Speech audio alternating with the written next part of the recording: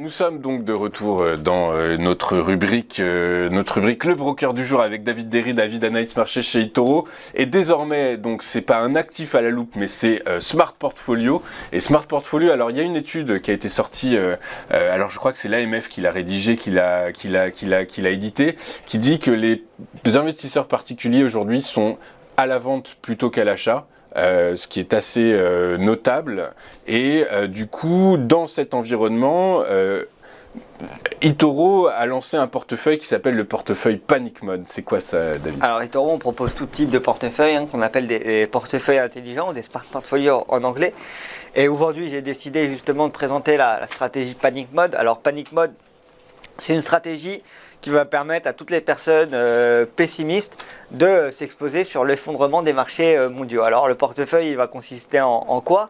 En fait, il va être composé donc de positions courtes, donc de vente à découvert sur la principaux indices boursiers, et d'achat, donc de positions longues sur tout ce qui est métaux précieux.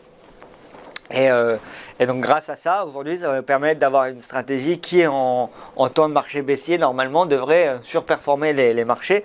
Là, on le voit depuis le début de l'année. On a eu une année assez compliquée. On a un marché un portefeuille qui a été en hausse de 7,16%. Alors que l'année dernière, on en perdait 20 parce que les conditions de marché étaient quand même plutôt correctes. Ce qu'on voit à l'écran, là, c'est les performances du portefeuille Panic Mode, c'est ça? Exactement. Okay. Donc sur 2022, 2021, et vous pouvez remonter comme ça en arrière. Vous pouvez prévoir ici le drawdown que la stratégie a eu. Donc là, on voit que le drawdown maximum, il a été de 10% et qu'il y a 248 investisseurs aujourd'hui qui sont intéressés par ce portefeuille. Alors le portefeuille, il est composé de quoi exactement?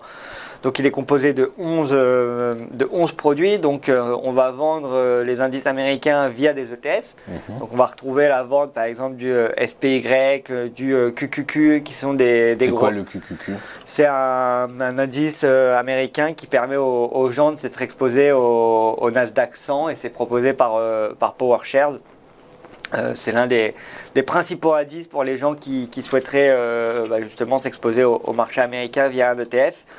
Et donc on va retrouver comme ça un portefeuille qui va permettre en fait aux personnes de vraiment éviter la volatilité. Donc on va retrouver alors à l'achat, on va retrouver des bons du trésor avec le TLT. Donc ça, c'est des bons du trésor américain en 20 ans, du gold avec l'ETF qui est exposé sur l'or. On va retrouver le VXX. Le VXX, c'est l'ETF qui s'expose sur le VIX et qui suit le VIX. On va ensuite, après, pour tous ceux qui sont intéressés, vous pouvez de toute façon aller sur le portefeuille et regarder ETF par ETF. Et aujourd'hui, avec Internet, vous pouvez après retrouver la fact sheet de l'ETF et regarder exactement comment le portefeuille est alloué. En tout cas, c'est une stratégie qui aujourd'hui est quand même notable, qui en cette période de marché pourrait intéresser certaines personnes et qui, si on continue et qu'on rentre en récession et qu'on continue à rentrer dans un marché compliqué, c'est un portefeuille qui pourrait justement surperformer. Autre chose intéressante sur ce portefeuille et qui explique la hausse de entre guillemets 7%, c'est qu'on a quand même des métaux précieux qui normalement jouent le rôle de valeur refuge, notamment l'or qui est censé monter quand les marchés baissent. C'est le rôle d'une valeur refuge.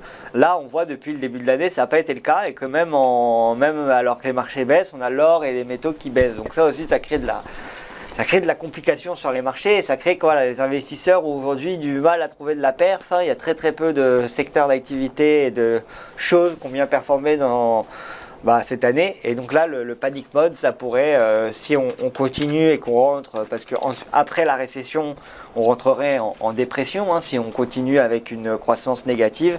Et donc c'est un portefeuille qui permet de se diversifier. C'est un investissement minimum de 500 $ pour ceux qui souhaiteraient éventuellement investir.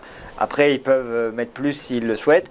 Et il est disponible. Vous pouvez aussi avoir accès avec le compte virtuel si vous voulez au début faire un test sans investir vraiment de l'argent. Le compte virtuel, c'est un compte démo en quelque sorte. Exactement, c'est ça? avec 100 000 $ de démo en fait. D'accord, ok, très clair.